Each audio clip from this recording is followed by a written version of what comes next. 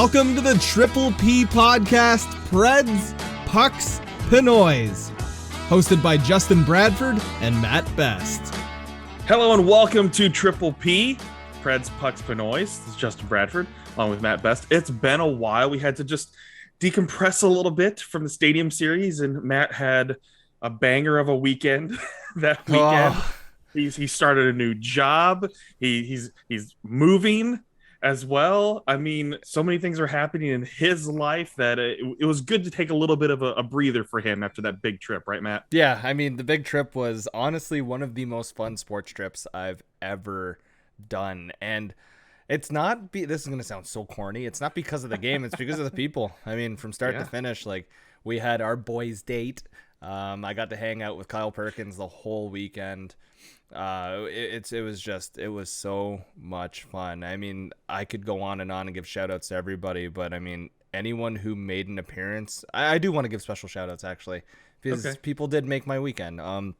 Andrew, thank you so much for everything, like meeting up with us, having that initiative to actually just DM me and be like, hey man, I want to hang out. I learned that Peyton is now Kyle's son. I've discovered that through the magic of beers. But honestly, the list goes on and on. Saw Boyd at a bar by chance, which was amazing. That was hilarious to me. There's so many people. Eric Young, I want to thank too for just being a nice stand-up guy when I got to see him over at the, I forget what it's called already. Tailgate Home Base Freakout. Thank you, that.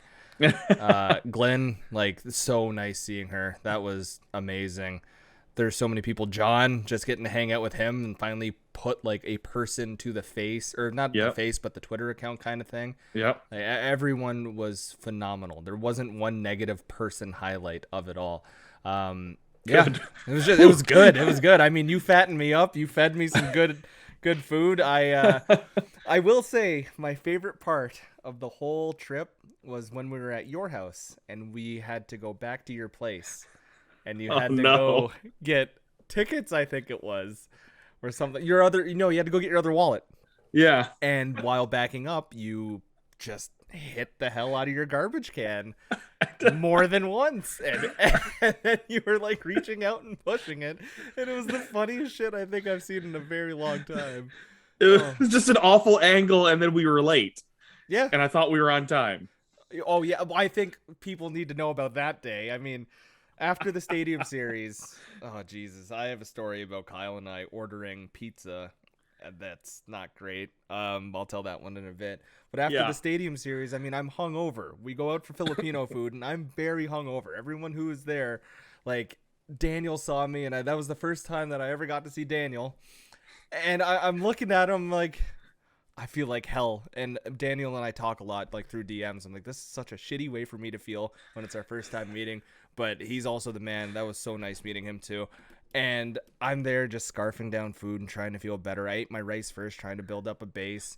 And then I'm joking in there, and you planned a day for us, and I didn't know what this day consisted of. And I was like, oh, we better not be drinking. We better not be doing this. We better not be doing that. And lo and behold, we go to a distillery for the first stop, and we got fed like 6 shots. I think it was more than that. It was we went to Corsair. For those of you that aren't familiar, Corsair at Marathon, and so we got a lot of tastings after we had cocktails before the tour. Yeah. I mean, it was such a good time, and there's so many highlights. We could spend honestly like 2 hours going over that whole weekend. Yeah, and then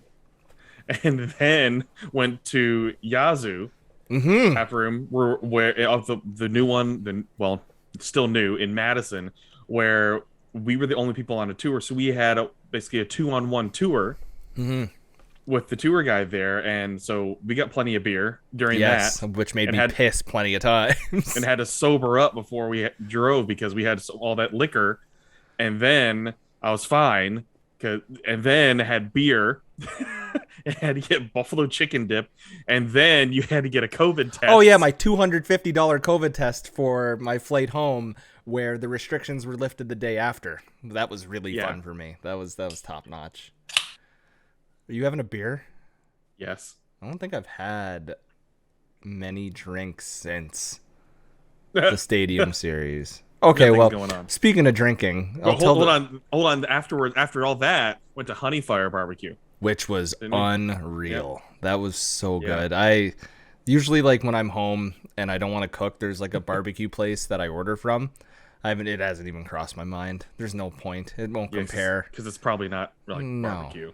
I mean, it's good, but it's not authentic good. Like, it's alright. Yeah. But yeah, so Kyle and I, after the Stadium Series, we get back to the hotel. And no, we're not even back at the hotel. We're thinking, let's just order our food now on our way back to the hotel. Oh boy. We order our food from a place that says it'll be there in about 15 minutes. We order this at about like 1:30, 2 o'clock. 15 minutes goes by. We're back at the hotel. Still says 15 minutes. Another 45 minutes passes by. Still says 15 minutes. I call 3 or 4 times because at this point, Kyle and I are very drunk, sitting on the couch, wanting to go to sleep. And it's like 3 o'clock in the morning by this time. And I'm like, hey, man, is our food coming? They're like, yeah, no problem. It's coming. Don't worry. It's coming. Another hour passes. I call again. Hey, is our food coming? Like, what the fuck's going on? Yeah, it's coming. Sorry, just a delay. It's so busy tonight. Okay, no problem. I made the mistake of saying to Kyle, I'm going to go sit in bed for a bit. I went, laid in bed. 2 minutes later, Kyle falls asleep. We sleep through the night like babies up until about 5:30, where I wake up and I have a text message from the Uber Eats driver saying, I left your food here, tried knocking, and took a picture of it outside the door. I opened the door. The food's not there. So I was like, well, shit, that's a drunk, like, $65 mistake. Whatever, you live, you learn. It's a story to tell. The story gets better. The next morning, Kyle and I, before we go to the Filipino feast, we're feeling like absolute shit, and we're starting to walk towards the elevators, and this nice lady comes out of the housekeeping, like, I don't know, room that's on our floor, and she's like, are you the guys in, I think we were like 613 or something like that? And I was like, yeah, that's us. And she's like, oh, you didn't, like, answer your door last night? And I was like, nah. I was like, we slept through the night. And she's like, oh, the pizza guy came and we were banging on your door, like trying to make sure that you got your food because there was a lot of it. And we're like, yeah, like, oh, well, it's gone kind of thing. She's like, oh, it's at the front desk. I was like, I was nice to her. I said, oh, thank you so much. Like, you're a lifesaver. That's fantastic. Thank you so much. She disappears. We get in the elevator. I turn to Kyle. I said, I'm not fucking going getting that. Like, the embarrassment of me going to the front desk and being like, yeah, that's my pizza that you hammered on the door for that no one came and got. No. So I wonder what they did with it. Would you eat it or throw it out if you worked there? Oh, I'd eat it. Yeah, because no one's fucked with it. It got delivered to you. Yeah. Basically, it got delivered. If I'm working the desk and then nobody else, there was no other person that touched it, I would eat it. I would totally eat it. It's unclaimed. I just want to know how much money you threw away on your trip. What do you well, define throw away? That was throwing away money. You threw away money right there. Probably only that. That's the only thing we really truly. Actually, no, we ordered from somewhere the night before, and the food was truly not good. I'd consider that a throwaway too. Probably about $100 in throwaway. Okay, well, that's not too bad. I can take $100. Nashville could have been worse. Yes, but you also, definitely had your fair share of alcohol. What is that trip. up with ordering a shot of something and it comes out and it's like 2 shots? What do you mean? Well, that doesn't happen like here. What? I ordered like 1 shot of booze from. You know, we use a different measuring system here, right? Well, okay. What do you use? Like, I'm just kidding. Use gulps. Like the stuff we were getting was. We make them big down here. They were big. Everything, I guess, is bigger in the South. My liver got a true workout, and I thought I could handle booze. I don't want to say that. I don't know if I yacked. Maybe. I did. I made myself. Yep, I did. Anyways, yeah, no one wants to remember hear you about that, telling but I did. No. Yeah. But yeah. So that's why it was a nice, chill, more social drinking thing that we did when we went out, and just pounding them back. Yes, we even had absinthe at Corsair. Yeah, I haven't opened the bottle that I bought from there yet. However, Kyle gave me this, and he gave you this concoction. Oh yeah, I've had some. Yes, and it gets you completely shit-faced. And I had one of my buddies over, and I had him like have a shot of it, and he's like, "This is so smooth. Like, what is it? Oh my god, it's smooth so good." burn, man. And I was like, "Yeah, it's about 70%." And he's like, "What?" And that was delicious. The fact that you got all this home without declaring it too. I've traveled once or twice. I know. Traveled once or twice on a prop. Yeah, no more prop planes. Abolish prop planes for flights longer than 2 hours. Please, for Like, Matt's sake. That's all. Especially when you're going home and you kind of don't feel the greatest still. Like, you have that lingery 2-day hangover, but it's not a true hangover. Your body's like, please let me rejuvenate. Well, yeah, because I took you out drinking and then I gave you meat sweats. You did. Also, I watched Steven Stamkos' parents freak out, which was awesome. So if you know you're at a airport and sometimes they do passport checks and they're like, hey, paging so-and-so to come to the desk for passport verification. So we're sitting there and like the two gates next to each other are Toronto and Toronto. One's WestJet, one's Air Canada, and the flights are 30 minutes apart. So most of those people are wearing hockey jerseys. There's a lot of Tampa Bay fans especially too. And all you hear over the intercom is, yeah, we'd like to page the following passengers for passport verification. They go through a list of names, and then they're like, blah, blah, blah, Stamkos, and blah, blah, blah, Stamkos. And everyone is like, oh, my God, oh, my God. What? There were people asking Steven Stamkos' parents for an autograph, which I find ridiculous. What are you going to do? Go to your friend and be like, I got Stamkos' parents' autograph. Like, who gives a shit? The Stamkos' parents got mad at the clerk at the desk and was like, do you not know who we are, like, kind of thing. They didn't say that, but it was like a come on kind of thing. And my whole assumption is I doubt the person working there I highly doubt knew who Stamkos was. They're not Canadian working there. They're American. Just an honest mistake, yeah. And I'm not trying to make Stamkos' parents look like pissy villains, but I just figure but it's Canada, unwanted attention. It's drawing unwanted attention just because of the name. People are going to recognize that. They weren't rude or anything. They were just more like, come on. Because the last thing I'm sure they wanted to do was sign weird-ass jerseys when they're not even the player. Right, just get bothered a little bit. They figured, we'll go into Nashville, not going to get bothered by much. How many people are going to recognize us? And they were normal people on a normal prop plane. Like, they sat in the plus seats of a prop plane, which means you get about 4 more inches of legroom, and 4 inches goes a long way. But, I mean... Yes, it does. Hey. But, yeah, they didn't come off as pompous before people think I'm just railing on. Well, if you're covering, you're making sure to cover. Yes. You didn't come off that way describing them anyways. Yeah, no, just unwanted attention, like you said. So let's take a pause from life updates and pivot to hockey talk because so many people love our 25% of hockey talk. It's been a while, and things for the Predators, especially for individual players, have certainly looked up aside from a contract situation. So I'm just going to kind of bring up one topic here before we get to one of the big ones. And let's start with this, and that is Matt Duchene. I want 3 topics we're going to cover. So I'm going to start with Matt Duchene. Okay. Did you ever expect Matt Duchene to have this type of production in Nashville, given what he's done in his first 2 seasons in Nashville? Granted, they're, little messed up seasons, shortened seasons, but he just wasn't clicking even when he was with Forsberg before. We've seen so many different things like that. But the iteration of Matt Duchene this season is, if not for Filip Forsberg breaking the single-season goal record for the Predators, Matt Duchene certainly would. And he is very close to having a career season. I mean, he reached 70 points twice in his career, recently when he was with Ottawa/Columbus. And people were expecting, well, that's kind of a fluke. But thinking how long he's been in the league, he's been in the league for over a decade, and he could set a new personal best in terms of point production this season. How shocking is that to you? Expected? Just your thoughts behind this, especially, again, as we always say, somebody outside the Nashville market. Well, it's nuts to me. And I mean, it's even topical that Kyle Perkins messaged me about 20 minutes before the show and went, remember when you laughed at me for drafting Duchene in our fantasy draft? And I went, yep. And even now I have Duchene somewhere now too. But he's not the last player on the team I would have expected to have a career year, but he's near there. Because just how volatile he's always been throughout his career. In Colorado, he had the 67-point season, the 70-point season, and that's when people are like, he's going to get better and better.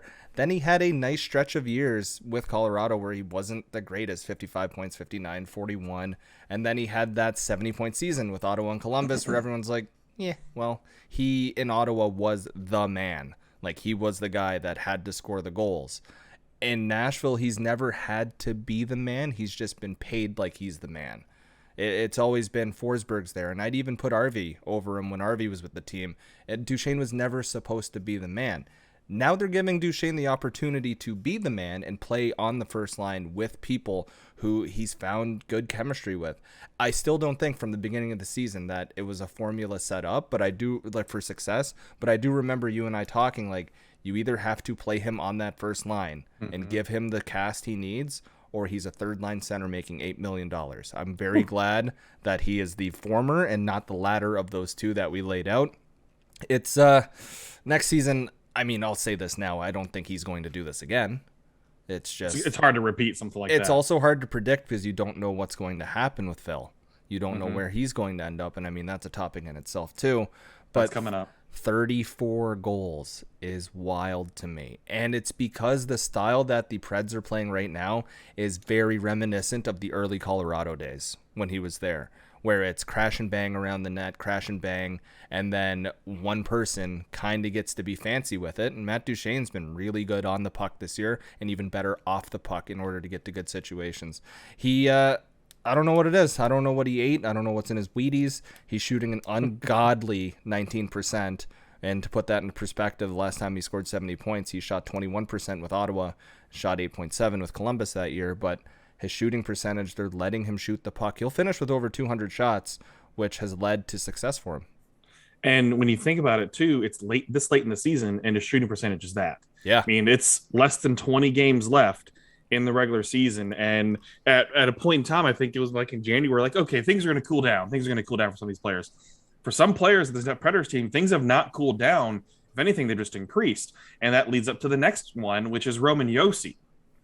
And what he has been able to accomplish this season is unheard of, not just for Nashville Predators fans, but for most modern day defensemen in what he is accomplishing right now. And that is insane point production while also being responsible in the defensive zone and being a puck-moving defenseman. When you see zone entries and zone exits, he leads all defensemen in those categories. It's not just that he's producing offensively, but he's actually doing his job as a defenseman to get the puck out of the zone and even carry it into the offensive zone. And looking at what he's doing right now, and I made sure to mention this on Twitter, talked about it on Penalty Box Radio on the live show, but he is on pace for around 100 points. It fluctuates depending on how many points he gets in each game, but he was on that tear where he had so many 3+ point nights in a row that he was up there with Bobby Orr in the conversation. But if he gets to 92 points this season, which he's only 14 away now, 14 away from 92 points, that would put him in the top 23 of production all time in defensemen in a single season. And I picked that number for a reason, because every single player above that is in the Hall of Fame. Gary Suter, which would be right below that at 91 points, I believe, is not in the Hockey Hall of Fame. He's in the U.S. Hockey Hall of Fame, but not in the Hockey Hall of Fame. So I chose that level for that reason, because you have Bobby Orr, Brian Leetch, Felix Potvin, Phil Housley, Ray Bourque. All those guys, those are huge names in the history of this game. And Roman Josi's on pace to potentially get to triple digits as a defenseman this far in his career. I mean, he's quote unquote old now.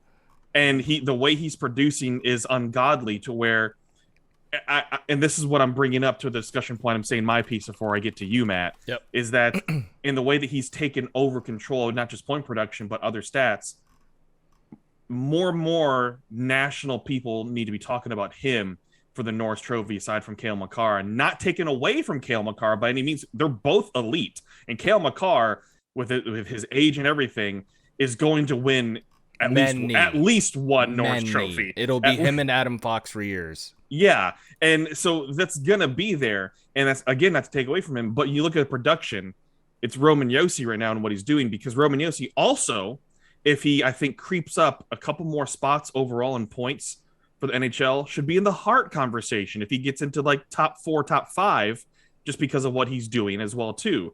Because forwards are expected to produce, but a defenseman doing that, plus having forwards like Forsberg and Duchene also producing above a point per game, that just shows how much more offensive production this Predators team has gotten compared to the past, where it was shocking to see any player be even close to point per game, but to have 3 that are over point per game is just insane. So my big thing is with Roman Josi that time's running thin, and I cannot imagine this man getting to 100 points and not winning the Norris, even though we always say it's not about offensive production, but the voters treat it as offensive production. That's what they treat it as. So he damn well better win, especially if he gets to 100 points. Because right now, I don't see Cale Makar keeping pace with Roman Josi.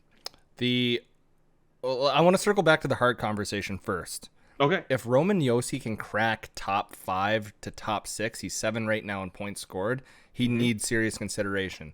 Absolutely. The front runners right now are Connor McDavid because he has the points lead, Austin Matthews because he has 46 goals. Yep.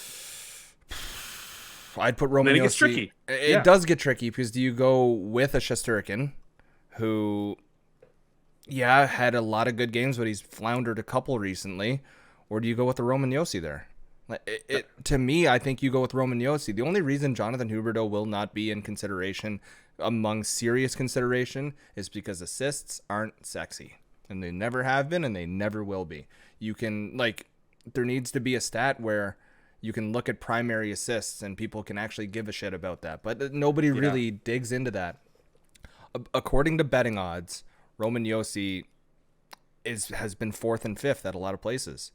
If he cracks the top 3 of Hart Trophy consideration and doesn't win the Norris, the trophy system is super flawed then.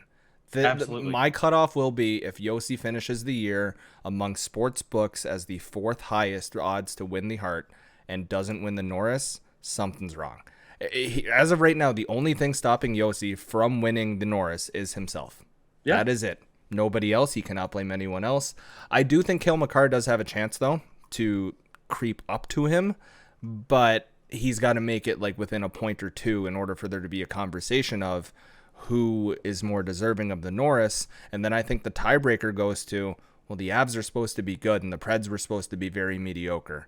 Without Roman Josi's 78 points right now, this team is shittier, much shittier. Josi's making Duchene good. Josi's making Phil good. Josi's making everybody around him look good, except for the bottom pairing and a bit of depth. But that's a different story in itself. I'm going to pull up the odds after I finish my piece here. But if I had to bet, I'd bet on Cale Makar because the underdog is just easier money. But Roman Josi for me is a 90% lock to win. He should be. Yeah, the fact of the matter is, up here, a lot of people aren't talking about it. A lot of people aren't saying Roman Josi to win, Roman Josi to win. More of the conversation, honest to God, is Roman Josi's attractive, but he won't win.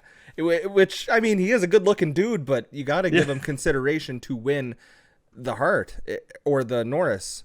Best defenseman. How many times do you include him in the conversation with Bobby Orr? Best defenseman right now, Cale Makar minus 350, Roman Josi plus 300. I did not think it was going to be like that. I thought it was going to be the other way flipped around. It's crazy. I'm putting money on Josi as we speak, by the way. Especially with that odds right there, Plus right? 300, yeah. Sign me up. Before it flips. Yeah. We're recording this before they play the Golden Knights tonight. So before he goes off, I'm not jinxing it. Because if he... done talking. No. You best be done talking. You're going to have to deal with some people. I'm not saying anything else about that. So, but that's the crazy part, though, is that just last week, that NHL.com writers were saying, "Oh, Cale Makar is a clear favorite. Cale Makar is a clear favorite." Clear? How could anything be clear? I can understand have a conversation. Just like if Josi gets in top 5 in points, he deserves to be in the conversation for Hart. I'm not saying he should outright win it, but a conversation is different from saying clear favorite. That's the thing that bothers me the most when people are like, "Oh, well, Cale Makar is a clear favorite." I'm like, what? There's still, at that point, there's still 20 games left in the season. I say clear. I also don't get it because, I look at fantasy rankings too, because I play fantasy hockey. I do DFS. Everywhere still has Cale Makar ranked higher. In DFS, Cale Makar has been more money. I get it because the attraction in DFS is who does he get to play with a lot of the time. Cale Makar gets to play with some of the best players in hockey. Roman Josi gets to play with some good players. I'm not ready to call Filip Forsberg one of the best players in hockey. Not Nathan McKinnon. Yeah, or Mikko Rantanen, right? Like these guys are just another level above. Whereas Josi's carrying the team. Last year we looked at it and said the team wouldn't be where they are without Juuse Saros. This year, even more so, the team would not be where they are without Roman Josi because he's made everybody better. Yes, a goalie can steal you games. A defenseman or a forward can completely impact your whole team's offensive and defensive structure. Roman Josi deserves more than just Norris consideration. He definitely deserves the Hart consideration too. Absolutely. Okay, so that being said, let's get on to Filip Forsberg. Oh, boy. Well, first of all, let's just start with his production this year. And it's always about the what ifs. But the first what if is, can you imagine if he had not been injured? COVID aside, because he had the little break because he had COVID and COVID protocol, which happens to players. But had he been healthy, it's the what if there, because this is his first year, I think, where he's been overly consistent with the scoring. Every other year it's been in waves. Even when he had his other 30-goal seasons, they've been more in waves. This year has been extremely consistent with his production and goals. And the what if happens that if he had been consistent, he could be topping 45 or maybe even get to 50 goals this season. He's changed his style slightly. Filip Forsberg used to be a lock for shots per game over 2.5. Throughout his whole career. This year he has 154 shots through 51 games. And now that is a lot of shots, but over his 30-goal seasons, 247 and 234, shooting percentage of 13. If you notice this year, Phil is way more picky when he shoots.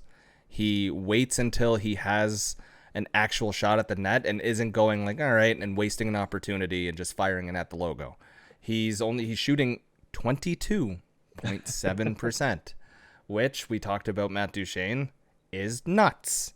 Like, that's not sustainable. It shouldn't be sustainable, but here we are after he's played 51 games himself, shooting 22%. This, like, it's not long-term sustainable. You know that, I know that. Like, but it could be sustainable to finish the season and get to the playoffs. But he can have a one-off season like this, and it can work. I will always circle back to when the Los Angeles Kings won the Stanley Cup. It was a perfect storm. That whole team had high shooting percentages. They had one of the best fourth lines in hockey.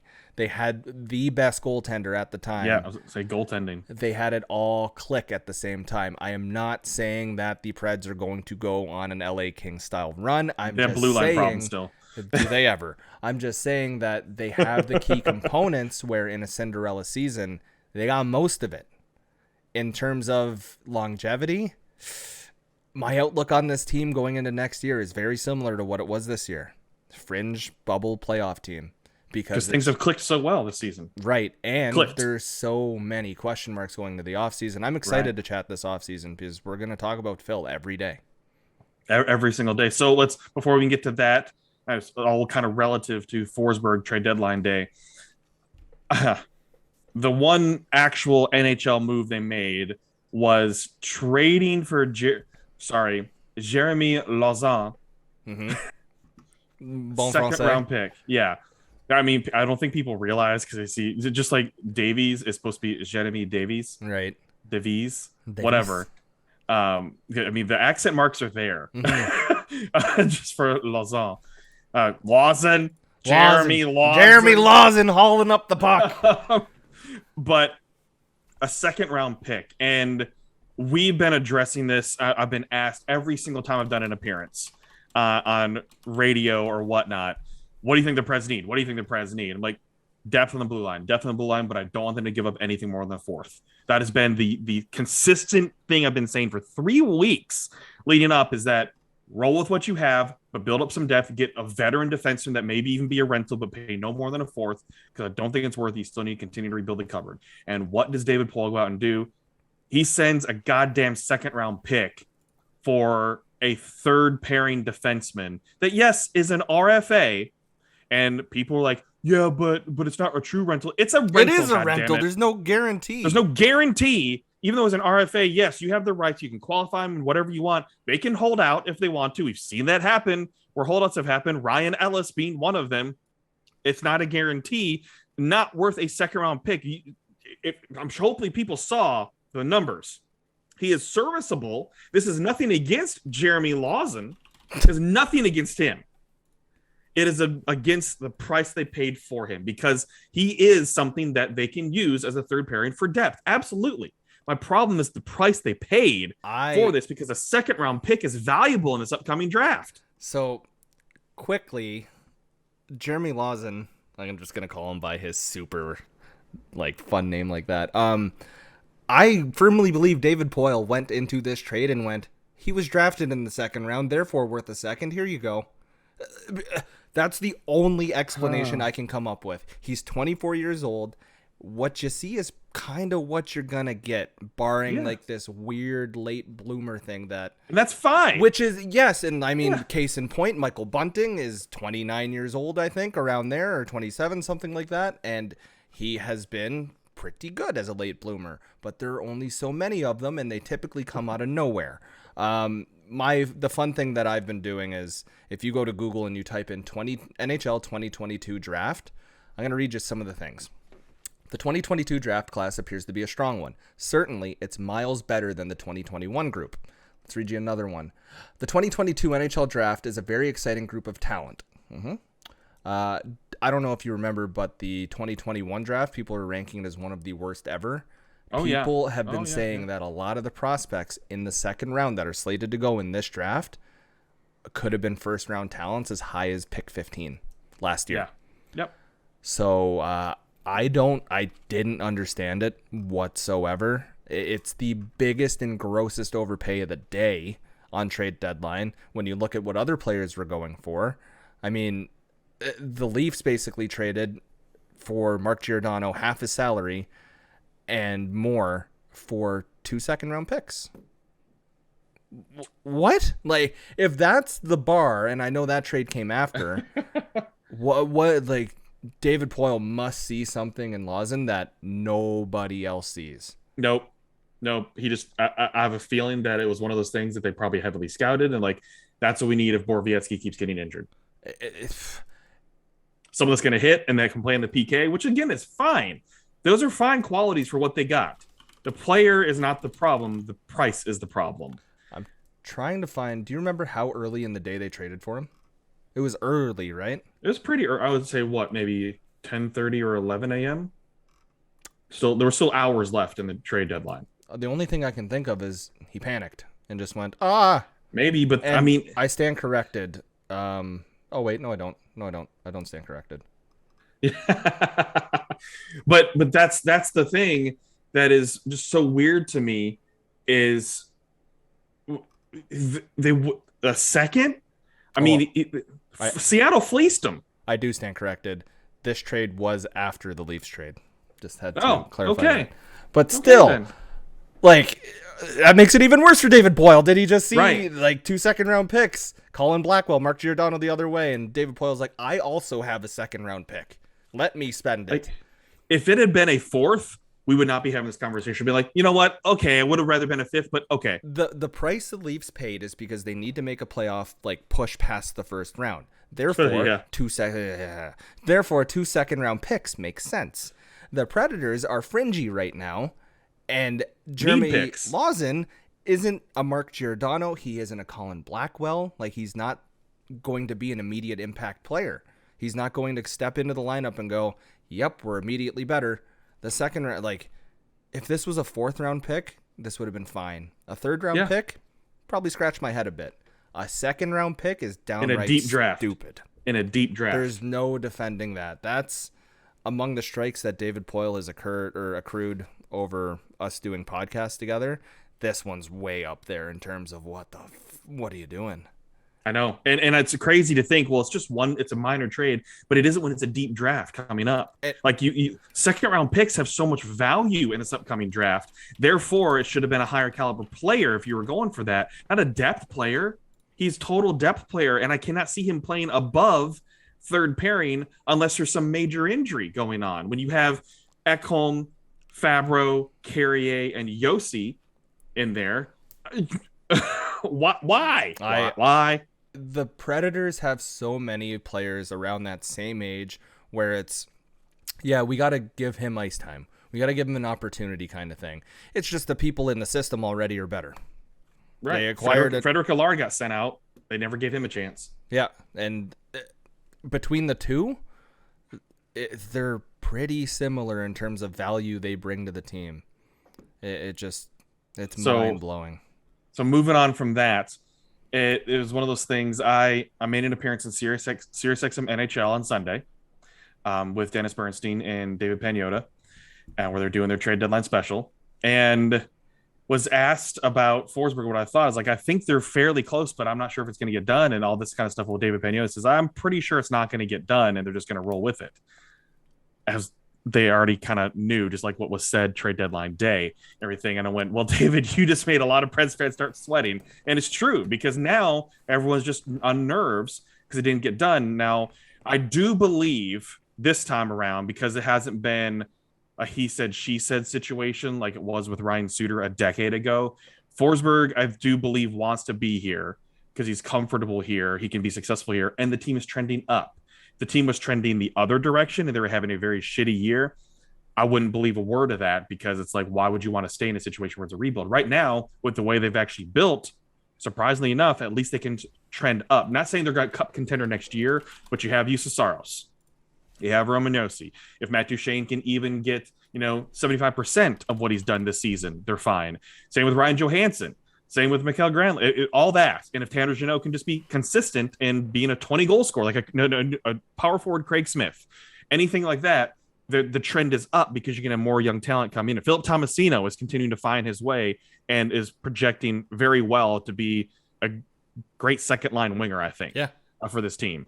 And so all those things being said, it's like, why would you not want to be here now unless you just absolutely want to go to a different place to play that you think might get you a cup more quickly? So that all that being said, I think they're just some little things they can't figure out. And I do believe David Poile in that if he really thought there wasn't a chance to get a deal done, that maybe they would have traded him, but it didn't get to that point to where Forsberg said he's unhappy or if they're not even anywhere near close.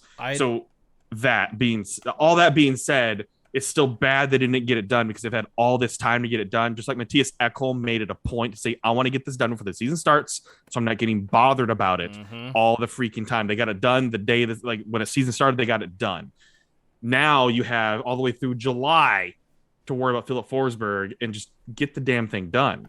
I'd be more inclined to trust David Poile if he didn't pull the Lawson trade. And I'm not trying to be funny or anything, but I'd just be more inclined. If the biggest thing I think that's holding this deal back is some sort of pettiness from Poile not giving him the 8th year. I don't think it has to do with money. I think it has to do with term.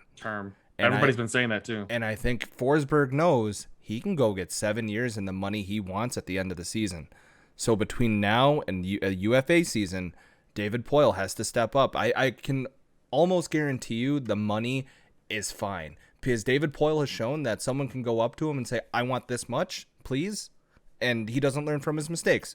Ryan Johansson, Matt Duchene, he doesn't. And that's just how he is. It's the term. It has to be the term. I cannot think of anything else. It will be clauses would be another one for Poile. Yeah, I mean, he doesn't like giving those out. They're modified for like Duchene and Josi. If I'm Phil, I'm asking for 3 years right off the hop. You can't trade me, and then the rest of it is modified. But that's like a full no trade and then a modified no trade. 3 no trade because the team is trending up. In that third year, you're hoping Tolvanen hits a stride. You're hoping Tomasino hits a stride. You're hoping one of your draft picks also comes up and surprises you out of nowhere. Key free agent signings. You're on your way. I think Phil wants that 3-year window. That's what makes sense to me, because I'm trying to put myself in his shoes, and the term is what he wants, and it's his clauses. The money is there. There's no way the money isn't there, because David Poile, if I'm David Poile, and it's either between Filip Forsberg or I have to trade one of my other shitty contracts, don't be an idiot. Swallow your pride. Trade your bad contract. Eat some of it and sign Filip Forsberg. It has to be the term. It can't be anything else. So we'll see. We'll see. It's one of those things. I know there's got to be some other teams out there that are salivating at the potential to be able to throw money at Filip Forsberg. And even though, you can say, well, he's not going to be able to repeat the season. Yeah, but he's still going to be a very good piece for any team out there that has the cap space for him. Even if he only scores 25 goals in today's NHL, that's a top line winger for so many teams, 25 goals. And he plays a different style of top line winger that can score still because he's physical. He's not your typical, like, I'm going to try and dangle everyone, even though he does have pretty good hands. He's got a big body. He's got muscle. To me, I said this halfway through the season. I'll say it again now. Los Angeles Kings is my front runner to get Phil. If he goes to free agency, my dark horse are the Devils. Can you imagine him and Arvidsson together again? And they have the cap room. They have a young up-and-coming team. It is Nashville 2.0, and you're going to L.A. Oh, boy. I love L.A. I don't. Traffic. I know. All right. So before we have to wrap it up, some life updates.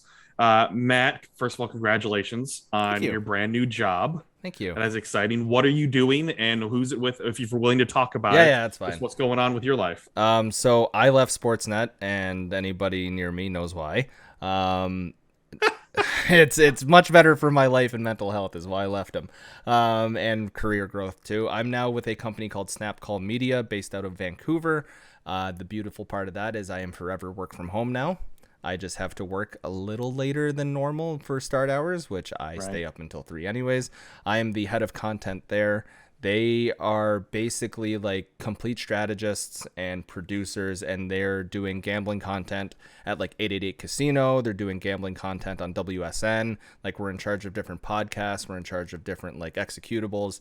And we also like pride ourselves on being good at providing strategy for all these different places. I come in and I'm managing a group of people that are really kick-ass, and I'm really happy with my job right now, which has I haven't been able to say that in a long time, to be honest. I do love my job at Mayo Media Network. I always will. I actually got a promotion there too, which is fun.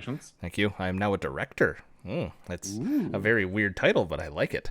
But yeah, no, this is the first time where both of my jobs, because throughout my career, I've always worked 2 or more jobs, that I love them. I haven't complained. Yeah, it's a bit of an adjustment, but it's such a fun role for me. Well, that's awesome, man. I'm very excited for you because you're just on the up and up right now, and Thank you. It's only going to mean bigger and better things. That's what's great. It's super fun. I mean, it has to do a lot with what I've done in my past, and there's new challenges too, because I've never managed a team this big. Like, this is a big ass team to manage, but it's a fun challenge for me. That is, and just imagine just where it could lead you 5 years down the road. That's what I'm excited for, because there is real growth opportunities here. The way they pitch the company to me, the way the company has actually been trending, and I've got to see it so far after 4 days of work. I'm really excited about the future at this place. Is there ever a chance where you might have to go to Vancouver for like a business trip? Yeah. I can go to Vancouver. There's trips because they do a lot of documentaries too on poker players. Okay. Before I got hired and before COVID hit, they were in like London following people for the World Series of Poker, and I'd be directly involved. And if you know me, I'll never say no to traveling. That's awesome because Vancouver's beautiful. Expensive, but beautiful. Expensive and rainy, but when it's not rainy, it's gorgeous. And you'd be on a jet. Yeah, it might be a shitty jet because Canada introduced a bunch of like low budget airfare options where they're stripped down to the bone. But yeah. Oh boy. Well, be safe. And then I wanted to make sure too, folks, if those that are local, especially if you're interested, wedding reception is April 30th in Lebanon, Tennessee. I need to know if you plan on coming to that. So I know there's a lot of listeners that have an interest, but I don't necessarily have your contact info, or we're not friends on Facebook, or you're not active on Facebook or whatnot. So please shoot me a message so I can get you that link, because would love for you to come celebrate. I know Matt's working on trying to potentially get down here. I'm very much up in the air because I just signed a lease, so I'm moving April 1st. That's the potential there, because I still need to meet his girlfriend. Yes. I mean, it's hard to meet people. This is the first time I met your fiance, or your wife now. Yeah. After knowing you for so long. So, I mean. And you met my parents, too. I did. I love your parents so much. They remind me so much of my parents. It's the best. Oh, also, well, folks, Alex is one of my favorite human beings, by the way, because her and I got to shoot Fireball, and that was so much fun for me. Yeah, I can only imagine. That was so much fun. You got to experience so much, and you didn't do a bunch of touristy stuff, which is great. Which is the best. The best. Well, folks, that's our life update and our Pred stuff.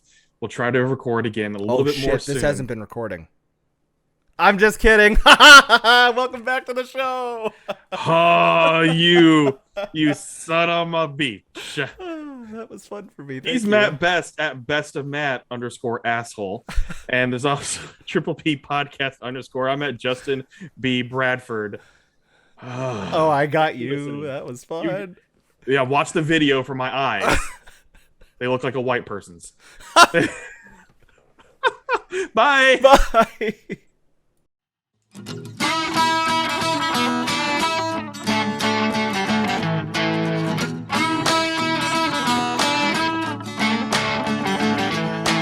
Welcome to the Triple P podcast, Preds, Pucks, Pinoys. Hosted by Justin Bradford and Matt Best.